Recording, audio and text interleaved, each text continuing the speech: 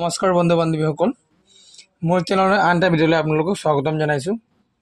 মই আপোনালোকক অৱগত কৰাই দিব বিচাৰিছোঁ যে যোৱা কিছুদিন ধৰি আমাৰ অসমত নেৰানেপেৰা বৰষুণে বানৰ সৃষ্টি বা তেনেকৈ বান খহনীয়া বা পানীয়ে ফ্লাড হৈ গোটেইখিনি মানুহৰ বহু ঠাইত বহু ডিষ্ট্ৰিক্টত মানে মানুহখিনিৰ ক্ষতিগ্ৰস্ত কৰিছে। আৰু এই ক্ষতিগ্ৰস্তৰ কাৰণে আমাক গাঁৱে ভূঞে বা চহৰে নগৰে তেনেকৈ আমাৰ কি হ'ল, এতিয়া বৰ্তমান পানীৰ কাৰণে বা ফ্লাডৰ কাৰণে বহুত অসুবিধাৰ সন্মুখীন কৰিবলগীয়া হৈছে আমাৰ লোকসকলে। তো এতিয়া কি হৈছে, আমাৰ গভৰ্ণমেণ্টৰ এটা স্কিম, যিসকল খেতিয়ক মানে গাঁৱত থকা খেতিয়কসকলে ধান খেতি, আমাৰ অসমত একচুৱেলি বেছিভাগেই খেতি মানে আমাৰ ধান খেতি হয়। আৰু ধান খেতি হোৱা ঠাইত মানে বৰ্তমান আমাৰ ধেমাজি ডিষ্ট্ৰিক্টে ধৰক বা তেনেকৈ কিছু লখিমপুৰ তেনেকৈ বহু ডিষ্ট্ৰিক্টত কি হৈছে, পানী হোৱাৰ কাৰণে ধানখিনি গোটেইখিনি ৰোপণ কৰা ধানখিনি উটুৱাই লৈ গ'ল, তেনেকৈ বহুত ক্ষতিগ্ৰস্তৰ সন্মুখীন কৰিবলগীয়া হৈছে। তো সেই বিষয়টো লৈ আজি মই এই ভিডিঅ'টো আপোনালোকৰ কাৰণে বনাইছোঁ। কথাটো হ'ল যে আমাৰ নেশ্যনেল আপোনাৰ যিটো আমাৰ চেণ্ট্ৰেল গভৰ্ণমেণ্টৰ এটা স্কিম, যিটো স্কিমৰ নাম হ'ল ফচল বীমা যোজনা। এই ফচল বীমা যোজনা বছৰত দুবাৰ দিয়ে। এবাৰ আপোনাৰ খালি ধানৰ কাৰণে এবাৰ কৰিব দিয়ে, আৰু এটা আপোনাৰ হ'ল যেতিয়া আমি চব্জি খেতি কৰোঁ তেতিয়া আলু, মাকৈ আৰু এনেকৈ তিনি চাৰিটা বস্তুৰ কাৰণে দিয়ে। তো এতিয়া বৰ্তমান আপোনালোকৰ যিসকল বেনিফিচিয়াৰীৰ বা যিসকল মানুহৰ ধান বেয়া হৈছে, সেই ধান বেয়া হোৱা মানুহখিনি কিন্তু এতিয়া তেওঁলোকে এই 100 টকাৰ বিনিময়ত 1 হেক্টৰত 100 টকাৰ বিনিময়ত তেওঁলোকে কৰি কিন্তু সেই বীমাটোৰ তেওঁলোকে লাভান্বিত হ'ব পাৰে। তো গতিকে আপোনালোকে সেইটো কেনেকৈ কৰিব, ঘৰত বহি নিজেও কৰিব পাৰে, বা এজন CSC ভেলী হ'লে CSC চেণ্টাৰত গৈ আপোনালোকে CSC ভেলী থাকিলে আপোনাৰ ওচৰত যদি আছে CSC চেণ্টাৰ, তেনেহ'লে তালৈ গৈ আলোচনা কৰি আপোনালোকে খাজনা ৰচিদ, আধাৰ কাৰ্ডখন আৰু বেংক পাছবুকখন লৈ গ'লে আপোনালোকে অনলাইনটো কৰি দিব পাৰে। এতিয়া আপোনালোকৰ এজন CSC ভেলী হৈ কেনেকৈ কৰিব বা আপুনি নিজে কেনেকৈ কৰিব তাৰ প্ৰচেছটো মই আপোনালোকক দেখাম। তো আপোনালোকে চাওক, প্ৰথম আপোনালোকে CSC ভেলী হ'লে আপোনালোকে CSC অ'পেন কৰি ল'ব। অ'পেন কৰি আপোনালোকে ইয়াত ফচল বীমা চাৰ্চ কৰিব। ফচল বীমা যোজনা চাৰ্চ কৰাৰ লগে লগে আপোনালোকৰ কিন্তু এই পেজটো অ'পেন হ'ব। এই পেজটো অ'পেন হোৱাৰ লগে লগে আপোনালোকে ইয়াত কিন্তু চাব, আৰু এটা আপোনালোকৰ এনেকৈ CSC কানেক্ট বুলি আহিব। এই CSC কানেক্টত ক্লিক কৰিব। CSC কানেক্টত ক্লিক কৰাৰ লগে লগে কিন্তু ইয়াত আপোনালোকৰ এটা পেজ আৰু এটা অ'পেন হ'ব। এই পেজত লিখা থাকিব, চাওক ইয়াত হোম, আৰু ইয়াত এপ্লিকেশ্যন, আৰু ইয়াত ডাউনলোড। এপ্লিকেশ্যনত ক্লিক কৰিব। এপ্লিকেশ্যন ক্লিক কৰাৰ পাছত আপুনি খন্তেক সময় ৰৈ দিব, পেজটো লোড হ'ব। লোড হোৱাৰ পাছত কি কৰিব লাগিব, আপুনি ইয়াত চাওক, ইয়াত 2000 ৰবি বুলি আছে, ৰবি নহয়, এতিয়া খাৰিফ হ'ব। আপুনি এই যিটো আছে এইটো আমাৰ অসমটো চিলেক্ট কৰি দিব, ষ্টেটটো চিলেক্ট কৰি প্ৰথম যিটো আছে 24 খাৰিফ বুলি আছে, সেইটো আপোনালোকে খাৰিফত ক্লিক কৰিব আৰু ছাবমিট ক্লিক কৰিব। ছাবমিট ক্লিক কৰাৰ লগে লগে এনেকৈ পেজটো অ'পেন হ'ব।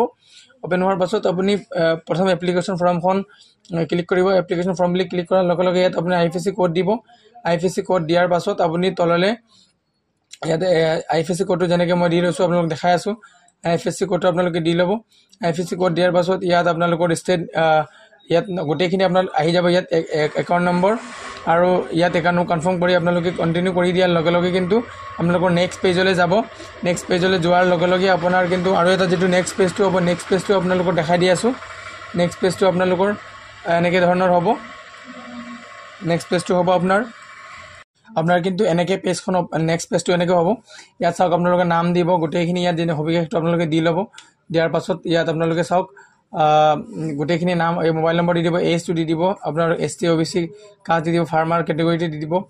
আৰু দিয়াৰ পাছত ইয়াত আপোনালোকে ষ্টেটটো চিলেক্ট কৰিব, ডিষ্ট্ৰিক্ট চিলেক্ট কৰিব, আৰু ইয়াত আপোনালোকৰ চাব ডিষ্ট্ৰিক্টটো চিলেক্ট কৰিব, ইয়াৰ ৰেচিডেঞ্চিয়েল প্লেচটো চিলেক্ট কৰিব, পিনক'ডটো দিব, আৰু আপোনালোকৰ দিয়াৰ পাছত ইয়াত আপোনালোকে টিক কৰি আপোনালোকে যদি নমিনেট কৰিব লাগে তেনেহ'লে নমিনেট কৰিব, আৰু আদাৰৱাইজ আপোনালোকে নমিনেট কৰিব নালাগে। ছেভ ক্লিক কৰিব। ছেভ ক্লিক কৰাৰ পাছত কিন্তু আপোনালোকৰ আৰু এটা পেজ তালৈ অ'পেন হ'ব। অ'পেন হোৱাৰ পাছত আপোনালোকে পে'মেণ্টটো কৰিব লাগিব। পে'মেণ্ট কৰাৰ লগে লগে কিন্তু আপোনাৰ আকৌ ছেইম এনেকৈ হোৱাৰ লগে লগে কৰাৰ লগে লগে আপোনাৰ কিন্তু পে'ড কৰাৰ লগে লগে চাওক, এনেকৈ আপোনালোকৰ এখন ৰিচিপ্ট জেনেৰেট হ'ব। এয়া চাওক, মই গোটেইখিনি কৰিছোঁ। ইয়াত এনেকৈ এখন ৰিচিপ্ট জেনেৰেট হ'ব। এই ৰিচিপ্টখন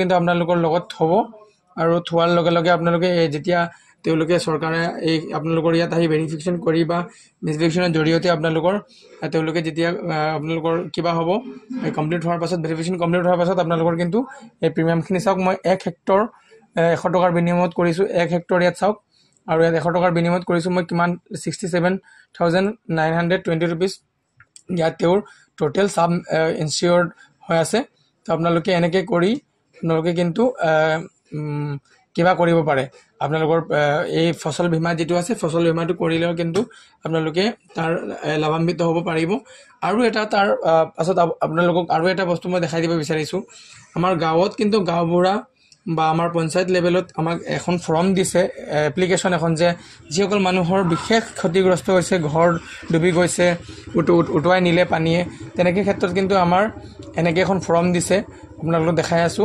আমাৰ ধেমাজি ডিস্ট্ৰিক্টৰ তেনেকৈ এখন ফৰ্ম দিছে এই ফৰ্মখন কিন্তু আপোনালোকে এপ্লিকেশন এখন দি মিলি আপোনালোকে কিন্তু পঞ্চায়ত লেভেলত বা আপোনালোকৰ গাঁওবুঢ়াক জমা দি আপোনালোকে এই ক্ষতি কেনেকৈ হৈছে বা কেনেকৈ হোৱা নাই গোটেইখিনি ইয়াত লিখা আছে চাওক আপোনালোক দেখাই দিব বিচাৰি আছো ইয়াত লিখা আছে চাওক গোটেইখিনি তাৰিখ প্ৰতি মাননীয় কৃষি উন্নয়ন বিষয়া মহোদয় কৃষি ইয়াত কৃষি চক্ৰ কৃষি এনেকৈ গোটেইখিনি এনেকৈ এখন দিয়া আছে আপোনালোকে এনেকৈ এই ফৰ্মখন যদি লাগে বা আপোনালোকে কৰিব লাগে তেনেহলে আপোনালোকে কিন্তু এইখন আপোনালোকৰ গাঁওবুঢ়া বা আপোনালোকৰ পঞ্চায়ত লেভেলত এবাৰ গৈ আলোচনা কৰক যেন এখন ফৰ্ম এখন দি আছে নেকি যাৰ বেছি ক্ষতিগ্ৰস্ত হৈছে তো আপোনালোকে এইখন হল আপোনালোকৰ এনেকৈ আমাৰ অফলাইনৰ ফৰ্ম এখন দিয়া হৈছে আমি ফৰ্ম ফিল আপ কৰি এখন গাঁওবুঢ়াক বা আমাৰ পঞ্চায়ত লেভেলত দিব লাগে বা আমাৰ কৃষি উন্নয়ন বিষয়াৰ ওচৰত দিব লাগে জমা আৰু যিখন মই বীমাৰ কথা কৈছিলো এই বীমাটো হল এটো ফসল বীমা যোজনা আপোনালোকে ঘৰতে বহি নিজেও কৰিব পাৰে বা এজন সিএসসি সেন্টাৰলৈ গৈও কৰিব পাৰিব